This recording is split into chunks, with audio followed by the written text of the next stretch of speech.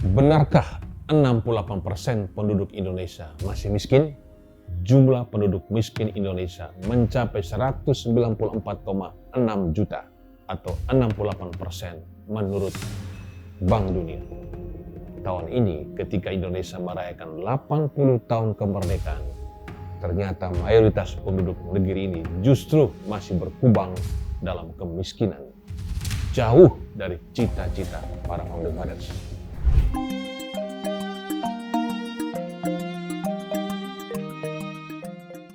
Sahabat Investor Trust, jumpa kembali dengan saya Primus Dorumulu dalam episode kelima Dasar Windu Kemerdekaan Indonesia.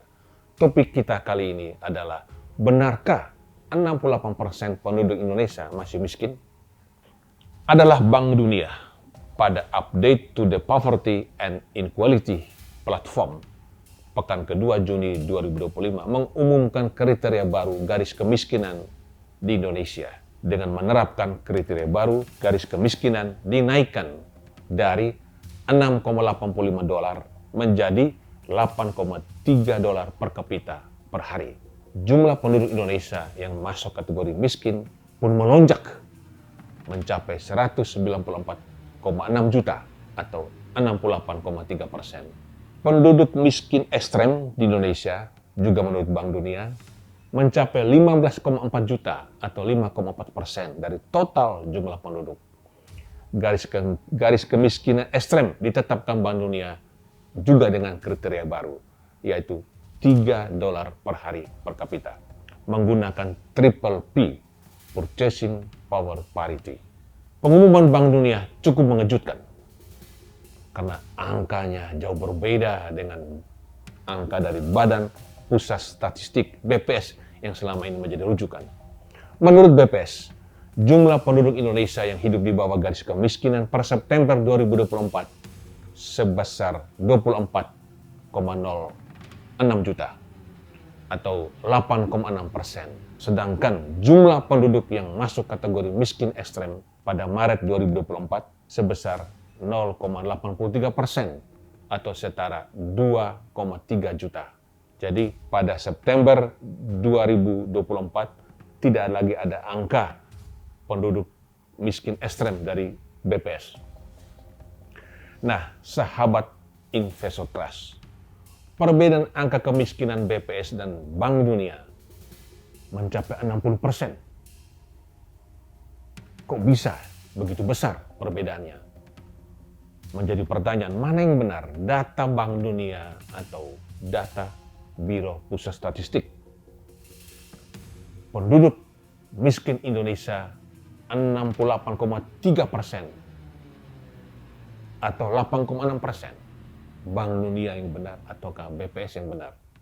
Untuk menguji kebenaran data kemiskinan di Indonesia, data Bank Dunia atau BPS, kita perlu melihat parameter lain, yakni data warga Indonesia pemegang kartu Badan Penyelenggara Jaminan Sosial BPJS Kesehatan.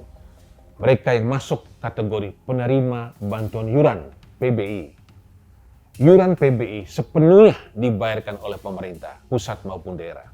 Nah, yuran PBI yang dibayarkan BPJS Kesehatan lewat APBN, Anggaran Pendapatan Belanja Negara pusat ya, itu mencapai 115,1 juta peserta. Sedangkan PBI yang yurannya dibayarkan oleh Pemda lewat APBD sebanyak 58,9 juta. Dengan demikian, jumlah total PBI mencapai 174 juta atau 61% dari total penduduk Indonesia. Mereka dikategorikan miskin karena tidak mampu membayar yuran sebesar Rp35.000 per bulan. Mengapa angka kemiskinan versi Bank Dunia dan BPS sangat berbeda? Kita melihat kriteria Bank Dunia. Bank Dunia menggunakan garis kemiskinan yang lebih tinggi dan mengacu pada triple P, Purchasing Power Parity. Batasnya $8,3 Amerika per hari per kapita. Itu untuk mengukur kemiskinan moderat atau kemiskinan absolut. Nah, batas $3 per hari per kapita untuk mereka yang tergolong kemiskinan ekstrem. Ini poverty lines, garis kemiskinan dari Bank Dunia. Tujuan dari Triple P ini adalah menyajikan standar internasional yang mencerminkan kemampuan membeli kebutuhan hidup minimum yang setara di seluruh dunia. Ada satu kriteria yang sama yang digunakan di seluruh dunia. Ini penting sekali, menggunakan Triple P, Purchasing Power Parity. Kriteria kemiskinan absolut dipakai di Indonesia sama dengan dipakai di negara lain, di Amerika, di Tiongkok, di Nigeria, di Brasilia, di Iran, di Israel, dan negara lainnya. Sekarang BPS, Badan Pusat Statistik, menggunakan garis kemiskinan nasional yang dihitung berdasarkan harga kebutuhan dasar, makanan dan non-makanan yang ada di Indonesia. Garis kemiskinan BPS per bulan sekitar 550.458 per kapita. Itu data September 2024. Karena harga-harga di Indonesia lebih murah dibandingkan dengan negara maju, dengan Amerika, maka jumlah penduduk miskin tampak lebih rendah bila pakai standar BPS ini.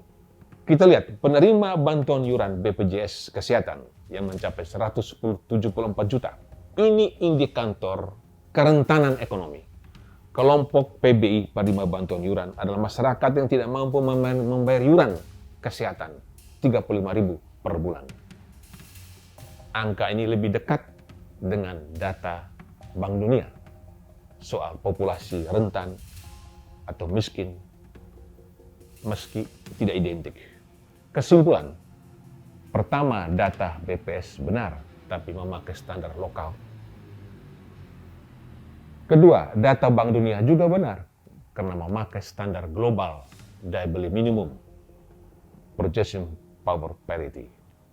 Ketiga, PBI BPJS Kesehatan menunjukkan bahwa mayoritas rakyat Indonesia masih bergantung pada bantuan pemerintah. Walau belum semua masuk kategori miskin absolut. Dari 285 juta penduduk Indonesia, hanya 90,5 juta yang berada di atas garis kemiskinan, menurut Bank Dunia tadi. Sedangkan 194,6 juta warga Indonesia hidup di bawah garis kemiskinan. Nah, penduduk yang berada di atas garis kemiskinan itu tidak otomatis mereka masuk kategori sudah sejahtera, makmur. Sahabat investor trust, di atas kelompok miskin absolut terdapat kelompok rentan miskin yang mepet, yang berdekatan dengan garis kemiskinan. Itu ada kelompok rentan miskin, gampang sekali menjadi miskin. Nirpur, kelompok yang lain yang di atas rentan adalah kelas menengah. Kelompok menuju kelas menengah, baru di atas kelompok menuju kelas menengah ada kelas menengah, dan yang paling atas adalah kelas atas lah. Mari kita simak data kemiskinan berikut. Jadi betul-betul kita bicara data driven. Nah, Anda bisa melihat ini adalah orang miskin di Indonesia menurut Bank Dunia. Ini menurut Bank Dunia. Mulai dari kiri kita lihat bahwa ini adalah yang kemiskinan ekstrem berdasarkan kriteria lama Triple P, yaitu $1,9 per hari. Itu jumlahnya 2,3 juta. Itu kriteria lama. Kemudian Bank Dunia sudah memperbarui jumlah kemiskinan ekstrem, yaitu garis kemiskinannya itu dinaikkan dari $1,9 per hari ke $3 per hari. Nah, jumlahnya naik menjadi 15,4 juta. 15,4 juta penduduk miskin. Ini ekstrem.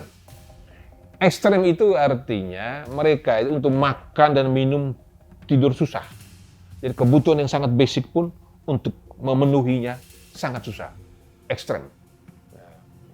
Kemudian, menurut garis kemiskinan BPS, ini kita lihat garis BPS ya, yang diumumkan pada September, yang disurvei September 2024. 24,1 juta. Ini yang di bawah poverty lines, yang di bawah garis kemiskinan. Itu 24,1 juta. Ini lebih gede, lebih besar daripada kemiskinan ekstrim. Atau kemiskinan ekstrim berada di bawah, di dalam kemiskinan absolut. Nah, kemudian ini menurut garis kemiskinan negara menengah bawah. Ini menengah bawah, kita nggak termasuk menengah bawah ya. Itu 56,4 juta. Kita masuk sudah masih di sini, kita sudah 8,3 dolar per hari. Itu kriteria baru dan Bank Dunia. Maka jumlah penduduk miskinnya dengan menerapkan kriteria ini 8,3 dolar per hari itu adalah garis kemiskinan. Yang di bawah itu adalah kemiskinan absolut, jumlahnya 193,5 juta. Nah, data berikut kita lihat. Kita lihat dunia juga. Nah, ternyata Indonesia tidak sendiri. Penduduk dunia yang miskin banyak sekali, Anda bisa melihat. Yang merah ini miskin. Itu ini miskin ekstrem. Sedangkan yang kanan ini itu absolute poor, miskin absolut. Yang miskin ekstrem 8,5% dari total penduduk dunia. Penduduk dunia sekarang ini adalah 8 miliar. Nah, sedangkan yang masuk miskin absolut 43,6%. Nah, Indonesia sudah disebut Bank Dunia, penduduk miskinnya 68%, berarti kita di atas rata-rata. Jadi kita masuk kelompok miskin rata-rata. Data berikut. Nah, ini kemiskinan ekstrem ini. Yang paling banyak miskin itu adalah yang di Sahara, Sub-Sahara, Afrika Sub-Sahara. 72% penduduk miskin ada di sana, ada di Sahara. Jadi 72% penduduk miskin dunia ada di Afrika Sub-Sahara. Kemudian ada Asia Selatan, sedikit sekali, orang Eropa itu sedikit sekali miskin. Yang biru tipis sekali. Amerika Latin yang warnanya merah ini. Timur Tengah juga tidak banyak yang miskin, tapi kalau dengan Afrika Utara cukup besar juga. Kita lihat data berikut. Ini kemiskinan ekstrem. Ini top 10 ekstrem ya. Itu Kongo, Mozambik. Ini yang di Afrika Sub-Sahara semuanya. Jadi 85% itu ekstrem loh penduduk miskinnya tuh. Jadi makan pun susah. Kita lihat berikut adalah jumlah nominalnya. Jadi kalau jumlah nominalnya banyak juga ya. 81 juta, sampai 92 juta itu miskin absolut. Sampai yang paling bawah 9 juta. Ini. Kita melihat data yang lain. Nah, ini tingkat kemiskinan Indonesia menurut Bank Dunia. Ini menarik data ini. Kita boleh kaget dengan angka 68% penduduk Indonesia di bawah garis kemiskinan. Tapi data ini menunjukkan bahwa Indonesia menuju negara sejahtera. Data berbicara. Pemerintah kita dengan segala kekurangan sudah bekerja bagus dari periode ke periode. Buktinya Anda bisa melihat. Ini kemiskinan ekstrim, ini negara menengah bawah, ini negara menengah atas. Kan kita juga bergerak dari sini kan. Nah, jadi untuk kemiskinan ekstrem ini kita melihat bahwa sudah turun dari 82,8 ke 5,4. Turun. Kemiskinan ekstrem. Dengan $3 per hari. Kemudian kita bisa melihat ini juga turun. Nah, kita negara menengah atas Indonesia nih. Ini kita di sini pakainya. Jadi kita pernah miskin itu hampir 100% loh miskin. 99. Begitu yang kaya cuma sekian ribu orang. Yang lain tuh miskin dan rentan miskin. Turun ke 68,3%. Data berikut adalah kita melihat Indonesia. Kemiskinan per provinsi. Ini dalam persentase. Ini garis kemiskinan dalam rupiah. Ini garis kemiskinan. Aceh misalnya garis kemiskinannya 665.855. Ini data BPS ya. Ini data BPS yang total Indonesia berjumlah 24 juta itu. Yang 8,4% itu. Ini bukan Bank Dunia, data BPS. Nah, ini jumlah penduduk miskinnya, ini persentasenya. Aceh 12,6%. Di atas rata-rata. Yang bagus mana nih? Bangka Belitung cuma 5,1, berarti penduduk miskinnya di bawah rata-rata. Rata-rata kan 8,5% ya. Kemudian DKI Jakarta 4,1%. Berikut Ini kita bisa melihat ini. Jadi total 8,6% ya Indonesia. Yang paling besar justru Papua nih, Papua semua. Ini Papua dulu kan cuma dua ya, Papua dan Papua Barat. Kemudian ada pemekaran. Jadi ada Papua, Papua Barat, ditambah Papua Barat Daya, Papua Selatan, Papua Tengah. Ini semuanya miskin besar-besar semua. Jadi tadi 8,6% rata-rata Indonesia, yang Papua Pegunungan 29,7%, ini 27, 19, 18, 17, 21, besar semua. Coba naik ke atas lagi tadi. Yang tadi di luar Papua, di luar Provinsi Papua tadi, itu ada juga Provinsi Nusa Tenggara. Jadi Nusa Tenggara Timur itu 19%, itu hampir sama dengan Papua tadi. Nah, coba kembali Papua tadi. Jadi ada Papua Barat Daya 17%, berarti dia lebih baik dari NTT. Maluku juga. Maluku Utara yang bagus ini, 6%. Ya Maluku Utara, lalu Maluku 15,5%. Jadi Maluku Utara lebih sejahtera mungkin ini karena ada nikel, ada smelter di sana, hilirisasi, sukses ya. Nah ini ada Papua sekarang sudah 1, 2, 3, 4, 5, 6 provinsi. 6 provinsi Papua yang maka dari 2, semuanya miskinnya mayoritas. Kita melihat data berikut. Jumlah penduduk miskin dan tingkat kemiskinan absolut Indonesia 2011 sampai 2024. Angka kemiskinan Indonesia mulai kembali pada tren penurunan pasca pandemi. Jadi waktu pandemi ada lonjakan dikit, kemudian menurun. Nah ini tingkat kemiskinan absolut, pernah turun waktu COVID ya, pasca COVID turun, naik, penduduk miskin pernah naik menjadi 10,9. Ini data BPS ya, jangan keliru dengan data Bank Dunia. Kemudian turun lagi ke 8,6%. Nah dalam jumlah itu pernah mencapai 31 juta, turun, naik lagi waktu COVID ke 27,6 juta, sekarang ke 24,1 juta. Nah ini perkembangan pengeluaran per kategori. Ini kelompok menengah, rentan miskin. Ada kelas menengah atas, menengah, calon kelas menengah. Nah yang kelas atas kita gak usah bahas ini, mereka itu tidak ada masalah. Mereka sudah makmur, bukan cuma sejahtera tapi makmur. Kelas menengah, ini kalau kita lihat pengeluaran mereka menurun, kelas menengah ya. Nah itu bisa dijelaskan, ada indikasinya. Begitu kelas menengah spendingnya menurun, itu penjualan otomotif menurun, itu terkonfirmasi. Barang-barang lux itu menurun. Kemudian calon kelas menengah, ini pengeluarannya naik.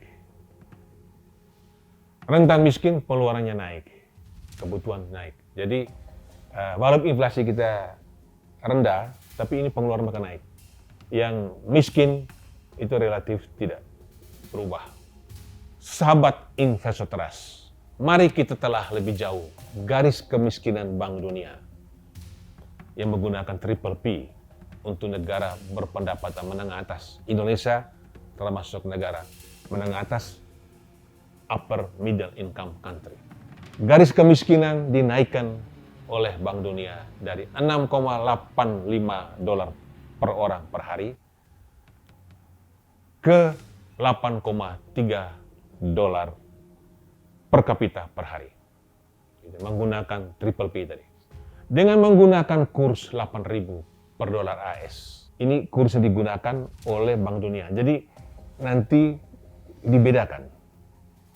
Kurs harga pasar, ya, kurs pasar yang sekarang 16.000 dan kurs triple P. Jadi kurs purchasing power parity itu berbeda dengan kurs pasar. Ini 8.000 per dolar itu kurs triple P yang menjadi poverty lines atau garis kemiskinan Bank Dunia. Kalau dalam rupiah 66.400 rupiah per hari pengeluaran ya, atau 1,99 juta per bulan per kapita. Dengan asumsi satu keluarga miskin terdiri atas 4,7 juta anggota keluarga, maka garis kemiskinan satu keluarga adalah 9,4 juta per bulan ya. 9,4 juta per bulan. Nah, penduduk Indonesia yang berada di bawah garis kemiskinan, di bawah 8,3 dolar per hari per kapita itu, atau 249 dolar per bulan, itu masuk kategori miskin. Nah, jadi 8,3 dolar dikalikan 30 hari, jadi 249 per bulan, masuk kategori miskin. Jika tetap menggunakan kriteria lama, yaitu 6,8 dolar per hari per kapita, itu triple P tahun 2017, maka jumlah penduduk Indonesia yang berada di bawah garis kemiskinan itu sekitar 25-27%, atau 70-75 juta orang. Tapi ini kan sudah tidak berlaku lagi. Yang berlaku adalah garis kemiskinan 8,3 dolar per hari itu, yang jumlahnya melonjak menjadi 86%. Sekarang kita sampai pada pertanyaan. Ini penting agar kita memahami. Apa itu triple P atau Purchasing Power Parity? Purchasing Power Parity atau dalam bahasa Indonesia kesetaraan paritas daya beli adalah kurs penyesuaian daya beli yang memungkinkan perbandingan langsung antara standar hidup di negara yang berbeda, di berbagai negara, dengan mempertimbangkan harga lokal, harga domestik, harga negara itu untuk memenuhi kebutuhan dasar. Contoh, satu burger combo dengan menu yang sama di New York dan di Jakarta, itu harga burger combo di New York City 10 dolar. Sedangkan di Jakarta 70.000 rupiah. Nah, sana pakai dolar, sini pakai rupiah. Nah, kita lihat kurs triple P itu 70.000. Nah, ini saya tadi sudah jelaskan. Bedakan antara kurs pasar dan kurs triple P. Ini kurs triple P dalam contoh burger combo tadi adalah 70.000 itu harga di Indonesia dibagi 10 dolar, dibagi 10, yaitu harga di Amerika mendapat 7.000 per dolar. Jadi kurs triple P ada 7.000, sementara kurs pasar 16.000. Ini bisa lebih jelas kan? Harga barang di negara sana di New York dibagi harga barang di Jakarta dengan volume dan kualitas yang sama. Nah itu. Triple P tidak merujuk pada kurs pasar. Kurs pasar saat ini adalah 16.000 per dolar. Jika merujuk pada kurs pasar, harga burger combo dengan menu yang sama di Jakarta mestinya 160.000. Nyatakan tidak. Nah itu perbedaan antara kurs triple P dan kurs pasar. Sehari-hari orang Indonesia belanja dengan rupiah, bukan dengan dolar Amerika. Nah, untuk fair, kita menggunakan kurs triple P, yaitu 7.000 per dolar Amerika. Nah, dari mana angka itu sudah saya jelaskan, tapi saya ulangi lagi bahwa kurs triple P sama dengan harga barang di Jakarta dibagi harga barang yang sama di New York. Nah, 70.000 dibanding 10, dapat 7.000. Dengan 10 dolar yang sama ya, kita punya uang 10 dolar ini. Nah, kita di New York, dengan uang tadi 10 dolar, kita hanya bisa membeli satu burger combo. Nah, sekarang dengan uang yang sama, kita ke Indonesia, kita punya uang di saku 10 dolar. Nah, kita bisa membeli burger combo 2-3 kali. Nah, inilah penjelasan tentang triple P. Triple P adalah alat untuk menilai apakah pendapatan seseorang mencukupi untuk membeli kebutuhan minimum yang sama di negara manapun. Triple P membuat garis kemiskinan lebih adil karena harga nasi, sewa, dan transportasi di Jakarta tidak sama dengan di New York. Triple P tidak memakai kurs pasar, tetapi dihitung berdasarkan survei harga ribuan barang dan jasa di seluruh dunia. Triple P tidak merujuk pada kurs pasar karena kurs pasar mencerminkan banyak faktor keuangan. Ada bunga, ada arus modal, mempertimbangkan juga daya beli masyarakat lokal. Triple P merujuk pada harga sekumpulan barang dan jasa yang sama dalam satu basket of goods and services di negara yang kita perbandingkan.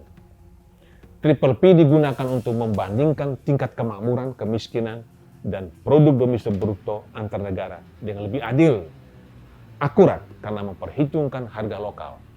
Misalnya gaji seorang pekerja di Amerika $1.000 per bulan, sedangkan di Indonesia 5 juta per bulan.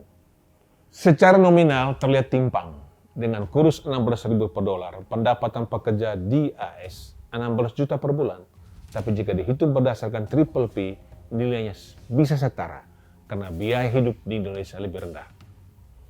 Garis kemiskinan Bank Dunia tidak merujuk pada kurs atau nilai tukar mata uang, melainkan pada nilai real barang dan jasa yang bisa dibeli di Amerika di setiap negara dengan mata uang negara itu.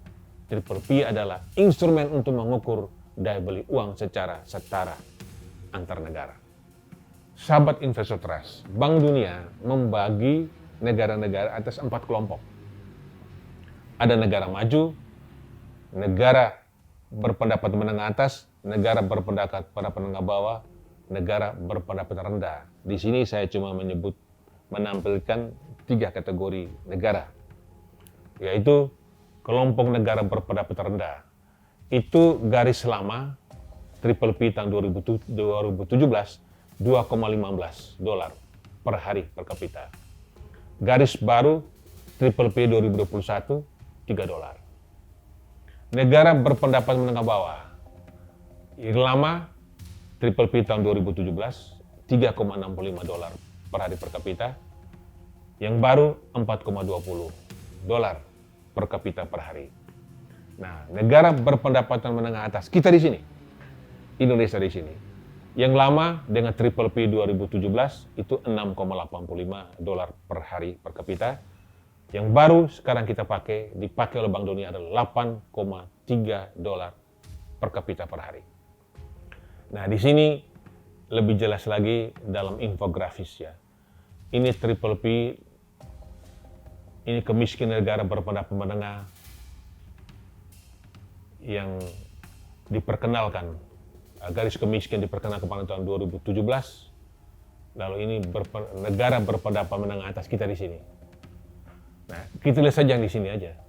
Jadi Bank Dunia sudah memakai mengukur kita dan negara-negara yang ada dalam kelompok negara berpendapat menengah atas pernah dengan kurs dengan pendapatan 5,5 per kapita per hari, 6,85 per kapita per hari, dan sekarang $8,3 per kapita per hari.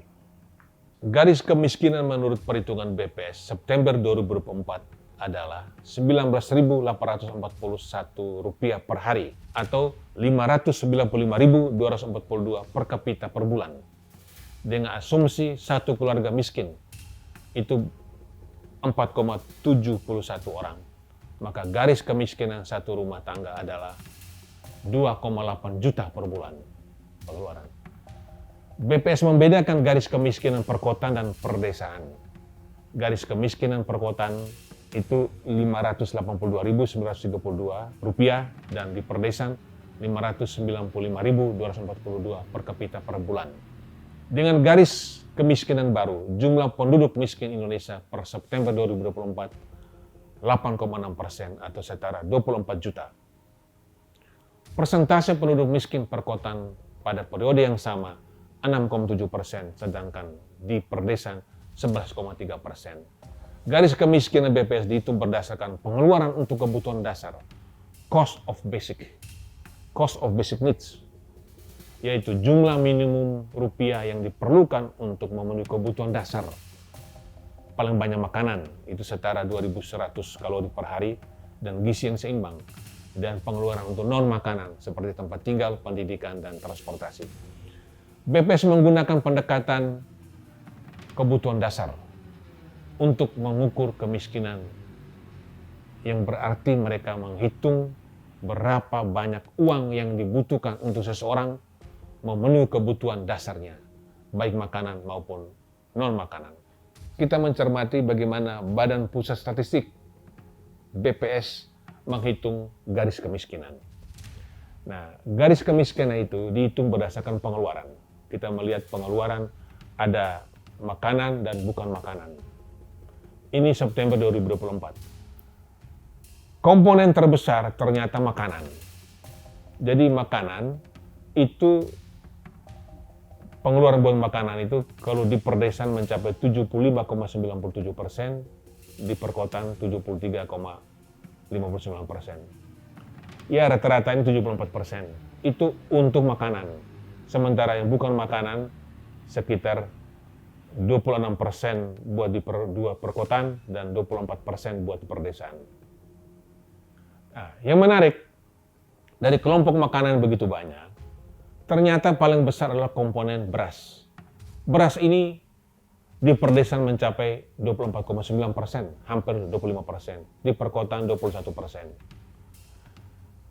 Yang menarik juga pengeluaran buat rokok. Ternyata pengeluaran buat rokok ini lebih besar porsinya daripada pengeluaran buat daging ayam, telur.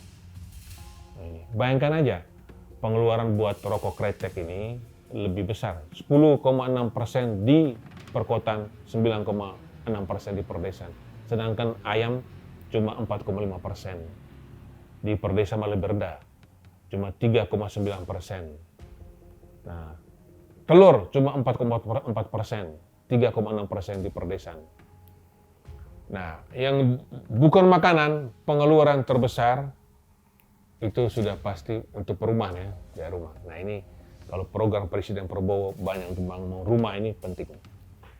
Sahabat Investor Trust, kembali pada pertanyaan, mana yang lebih tepat, Bank Dunia atau BPS? Garis kemiskinan satu keluarga dengan 4,7 anggota sebesar 9,6 juta untuk standar Bank Dunia dan 2,8 juta menurut standar BPS. Dengan asumsi dalam satu rumah hanya ada satu orang yang bekerja, maka pendapatan minimal menurut standar Bank Dunia adalah 9,4 juta. Perbedaan data jumlah penduduk miskin antara Bank Dunia dan data BPS disebabkan oleh perbedaan metodologi perhitungan. Bank Dunia menggunakan pendekatan perbandingan daya beli (Purchasing Power Parity (PPP), sedangkan BPS menggunakan pendekatan kebutuhan dasar atau Cost of Basic Needs (CBN). Dari perspektif perbanding global, perhitungan garis kemiskinan Bank Dunia dengan pendekatan PPP lebih fair, komparatif, dan akurat. Secara ekonomi lebih real dibanding standar nasional BPS itu. Namun masing-masing punya tujuan, kelebihan, dan keterbatasan. Nah, kita melihat bagaimana Bank Dunia. Kelebihannya, standar PPP tadi. Konsisten lintas negara, memungkinkan perbandingan kemiskinan antara Indonesia, India, Kamboja, Amerika, dan negara lainnya. Kemudian, mengukur daya beli real, karena PPP memperhitungkan harga lokal, bukan kurs pasar.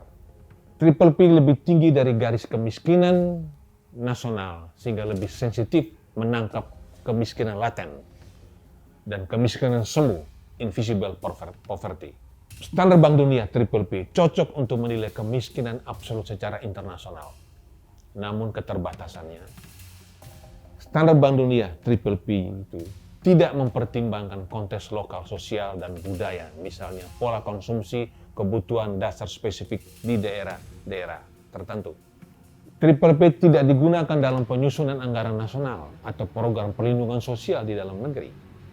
PPP tidak selalu responsif terhadap fluktuasi jangka pendek seperti harga barang dan jasa di daerah. Sekarang kita lihat BPS, garis kemiskinan BPS. Kelebihannya adalah lebih spesifik dan relevan untuk Indonesia karena didasarkan pada harga lokal yang aktual dan kebutuhan dasar minimum termasuk kalori, sandang, perumahan, pendidikan, dan sebagainya. Digunakan untuk merancang program bantuan sosial seperti Bansos, BLT, PKH, DTKS. Kriteria BPS diperbarui secara rutin, bulanan dan kuartalan, dan mempertimbangkan kondisi ekonomi Indonesia, desa, dan perkotaan. Namun ada keterbatasan. Standar BPS itu standar relatif rendah, sehingga banyak orang miskin tidak masuk kategori resmi miskin. Tidak bisa diperbandingkan secara internasional dengan adil. Tidak apple to apple. tidak mencakup dimensi lain seperti ketimpangan dan kerentanan. Kita melihat bagaimana komitmen Presiden Prabowo terhadap upaya menurunkan angka kemiskinan. Saya optimis kita bisa hilangkan kemiskinan dari Republik Indonesia jauh sebelum 2045. Itu keyakinan saya dan itu tekad saya.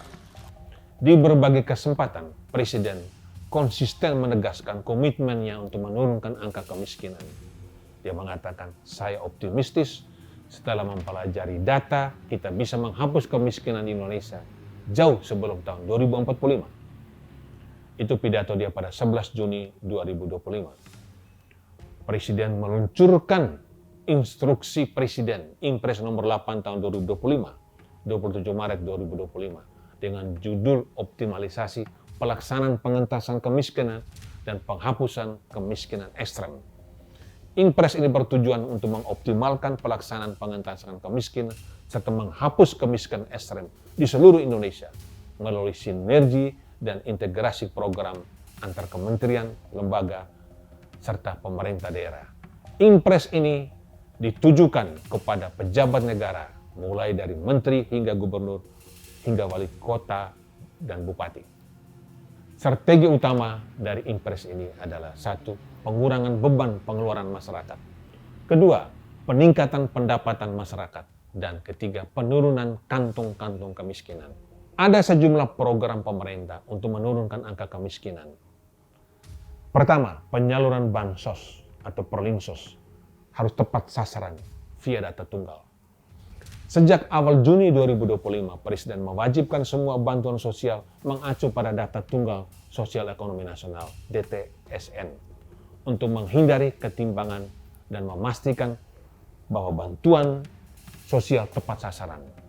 Nah, kita bisa melihat data perlindungan sosial. Ini menunjukkan tanggung jawab pemerintah terhadap masyarakat. Ini bukti pemerintah melaksanakan amanat konstitusi bahwa pemerintah hadir untuk melindungi masyarakat yang lemah, yang miskin. Kalau kita lihat, ini realisasi perlinsos dari 2014 cukup tinggi. Jadi ini dana perlinsos yang putih, ini dalam perlinsos pada tahun pemilu, kan ada pemilu ya. Ini anggaran perlinsos yang warna biru. Nah, ini kita lihat 2020 yang warna putih dana perlinsos cukup besar ya untuk perlindungan sosial. Kalau nggak ada dana perlinsos, banyak orang yang meninggal karena COVID, pandemi. Kemudian pada 2021 juga besar juga meningkat, dan pada tahun ini dianggarkan 503 triliun. Jadi kalau tahun lalu realisasi 496,9, tahun ini ditambah menjadi 503 triliun. Kemudian yang kedua, program makan bergizi gratis, MBG, diluncurkan Januari 2025. MBG mencakup anak sekolah, ibu hamil, dan menyusui. Program ini bukan hanya penting untuk gizi, tapi mendorong perputaran ekonomi di perdesaan. 6,7 miliar per desa. Ini bukan juga di perkotaan ya. Jadi desa-desa yang di seluruh Indonesia ada MBG. Jadi Jakarta, Surabaya, kota besar juga ada MBG. Ketiga, perlindungan jaminan sosial ketenagakerjaan, BPJS Ketenagakerjaan. Merujuk Impres nomor 8 tahun 2025, pemerintah menetapkan fasilitas perlindungan sosial ketenagakerjaan bagi pekerja informal dari keluarga miskin dan miskin ekstrem. Kerjasama BPJS Ketenagakerjaan dan BGN, Badan Gizi Nasional, memastikan bahwa seluruh pekerja dalam ekosistem MBG terlindungi. Itu mereka punya JKK, JKM, dan sebagainya, tanpa ada potongan gaji. Keempat, program pemberdayaan sosial. Itu ada PKH, ada graduasi mandiri, dan sebagainya. Lebih dari 10 juta penerima PKH didorong untuk lulus dari kemiskinan dengan diberi dukungan lapangan pekerjaan, pelatihan UMKM, koperasi, dan akses untuk mendapat kredit. Nomor 5, stimulus ekonomi nasional. Ada paket 24,4 triliun yang diluncurkan oleh pemerintah. Diumumkan 2 Juni 2025 untuk menjaga momentum konsumsi masyarakat. Ada bansos, ada tambahan diskon transportasi, serta subsidi upah, meringankan iuran asuransi. Dan ini diintegrasikan sebagai pendekatan pengentasan kemiskinan jangka pendek. Nomor 6, pemerintah juga meluncurkan reformasi birokrasi dan koordinasi program. Instruksi Presiden nomor 8 tahun 2025 menekankan koordinasi antar kementerian lembaga dan daerah. Wajib menggunakan data terpadu kesejahteraan sosial (DTKS) dan menetapkan Menteri Koordinator PMK sebagai koordinator utama pelaksanaan dan evaluasi. Presiden Prabowo menyambut baik potensi penghimpunan dana zakat nasional yang jumlahnya luar biasa mencapai 41 triliun. Ini perlu dikelola bersama. Jadi ada kolaborasi, bukan cuma APBN tapi dana masyarakat lain termasuk lewat zakat ini. Sekarang kita melihat bagaimana solusi untuk mengatasi kemiskinan. Tadi pemerintah sudah punya program, tapi apa saran kita? Pertama, meningkatkan daya beli masyarakat melalui penguatan pendapatan. Jadi, setiap anggota masyarakat, warga negara Indonesia yang usia bekerja, yang tidak sedang sekolah, wajib mendapat pekerjaan. Mereka harus memiliki pekerjaan.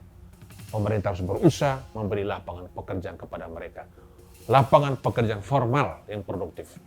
Ada industri pengolahan, ada agribisnis yang bernilai tambah tinggi, ada berbagai macam kegiatan industri dan jasa.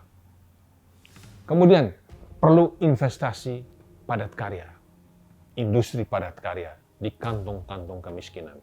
Peningkatan upah minimum secara proporsional dengan inflasi, terutama sektor informal yang jumlah saat ini cukup besar.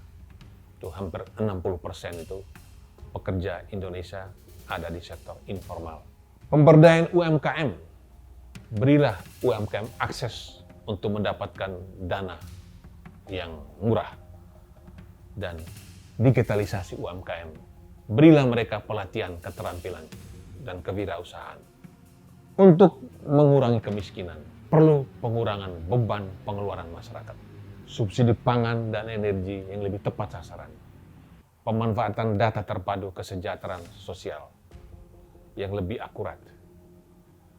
Perluasan cakupan jaminan sosial, program sembako, PKH, subsidi kesehatan, dan pendidikan lebih tepat sasaran.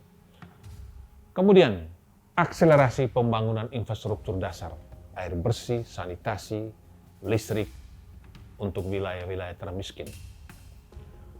Perbaikan jalan desa yang mendukung akses ekonomi dan sebaiknya ada padat karya di sana. Kemudian digitalisasi layanan publik dan usaha kecil. Saran yang berikut adalah investasi sumber daya manusia. Penting sekali. Selain program MBG yang kita dukung, itu kita harus memberikan perhatian kepada gizi anak. Jangan lagi ada stunting. Anak yang kurang gizi itu berisiko menjadi miskin seumur hidup. Kualitas pendidikan dasar menengah diperhatikan. Ada sekolah vokasi berbasis kompetensi lokal. Pendidikan itu walaupun sudah pernah dialokasikan dana sebesar 20% dari total APBN, tetapi dalam pelaksanaan seperti upaya pendidikan, kegiatan pendidikan mengalami kekurangan dana. Saran lain adalah reformasi data sosial, integrasi basis data BPS, DTKS, BPJS, dan data pajak. Pemutakhiran berkala untuk memastikan bantuan tepat sasaran. Dan saran yang terakhir adalah harus upaya serius, sungguh-sungguh, sistematis, dan penegakan hukum yang pandang bulu untuk membasmi korupsi dan menurunkan tingkat kebocoran. Sahabat investor trust, ketika Indonesia merayakan 80 tahun kemerdekaan, pencapaian ekonomi makro belum otomatis menghapus kemiskinan struktural. Angka kemiskinan 68% yang dikemukakan Bank Dunia adalah sebuah palugodam, adalah sebuah cerminan yang harus kita tatap, harus kita terima, bahwa banyak saudara-saudara sebangsa setanah air masih hidup pas-pasan. Mereka tidak hanya masuk kategori miskin ekstrem, miskin absolut, tapi juga rentan miskin. Jika terjadi krisis, ya rentan miskin ini bisa menjadi miskin. Sahabat investor trust, meski Indonesia saat ini masuk kategori negara berpendapatan menengah atas, upper middle income country, dengan gross national income per kapita sebesar 5.000 pada tahun 2025, Indonesia itu baru saja naik kelas dari kelompok lower middle income country. Jadi kita belum lama berada di upper middle income country. Dan perbedaan angka 5.000 GNI 5.000 per kapita itu hanya sedikit di atas batas lower middle income country. Nah, lagi pula range upper middle income country untuk sampai kepada advanced country itu lebar sekali. Jadi dari 4.516 ribu GNI hingga 14.000 GNI per kapita. Nah, kita baru di 5.000 itu. Jadi rentan sekali kita bisa turun kembali ke lower middle income country. Sedangkan untuk bergerak dari 5.000 menuju 14.000 masih panjang sekali. Garis kemiskinan dihitung BPS berdasarkan pengeluaran minimum untuk memenuhi kebutuhan dasar makanan dan non makanan. Komponen makanan didasarkan pada standar konsumsi minimal 2.100 kalori per orang per hari. Disusun dari komoditas umum seperti beras, telur, tahu, tempe, minyak goreng. Itu untuk makanan, kemudian untuk non makanan itu mencakupi perumahan, sandang, transportasi, kesehatan, pendidikan. Nah, standar ini, standar BPS, lebih mencerminkan kondisi Indonesia. Garis kemiskinan Bank Dunia yang menggunakan Triple P, Purchasing Power Parity, memang lebih fair dan akurat untuk melihat kemiskinan absolut dalam konteks global, terutama dalam mengukur seberapa layak hidup seseorang di negara manapun jika dibandingkan dengan standar dunia. Garis kemiskinan menggunakan Triple P lebih cocok untuk evaluasi pembangunan, penilaian terhadap penerapan ESG, Environmental, Social, and Governance di berbagai negara, untuk melihat bagaimana reputasi global dan menjadi refleksi strategis. Tapi garis kemiskinan BPS tetap sangat penting untuk menyusun kebijakan nasional, mengelola anggaran, dan menentukan penerima manfaat program sosial. Sahabat investor trust, kita tidak harus memilih salah satu, tetapi harus memahami fungsi dan konteks masing-masing kriteria. Justru dengan menampilkan kedua kriteria, kedua angka Bank Dunia dan angka BPS tentang kemiskinan, kita menunjukkan komitmen pada transparansi, integritas data, dan keberpihakan kita terhadap masyarakat, terhadap rakyat Indonesia. Idealnya, kedua standar itu dipakai bersama-sama. Garis kemiskinan menurut BPS bagus untuk menetapkan kebijakan operasional dan distribusi bantuan sosial, sedangkan standar Bank Dunia dengan Triple P penting untuk refleksi strategis, evaluasi pembangunan, dan perbandingan antar negara. Mari kita jadikan peringatan 80 tahun kemerdekaan Indonesia bukan hanya seremoni, tetapi momen penting untuk kejujuran kolektif. Jadi anggaplah data Bank Dunia adalah sebuah palu godam yang menghentak kita bahwa masih banyak orang miskin dan rentan miskin. Ini harus dijadikan momentum di mana kita tersentak oleh kenyataan bahwa jutaan, bahkan 190 juta lebih saudara kita masih hidup dalam kekurangan. Jauh dari cita-cita para founding fathers yang pernah berpikir bahwa tidak boleh ada rakyat miskin di bumi Indonesia merdeka. Semoga dengan kesadaran ini, kita semua, pemerintah, lembaga, akademisi, dan masyarakat, bekerja lebih keras, lebih cerdas, kolaboratif, dan lebih tulus untuk menghapus kemiskinan dari tanah air tercinta ini. Salam Indonesia Maju. Sampai jumpa.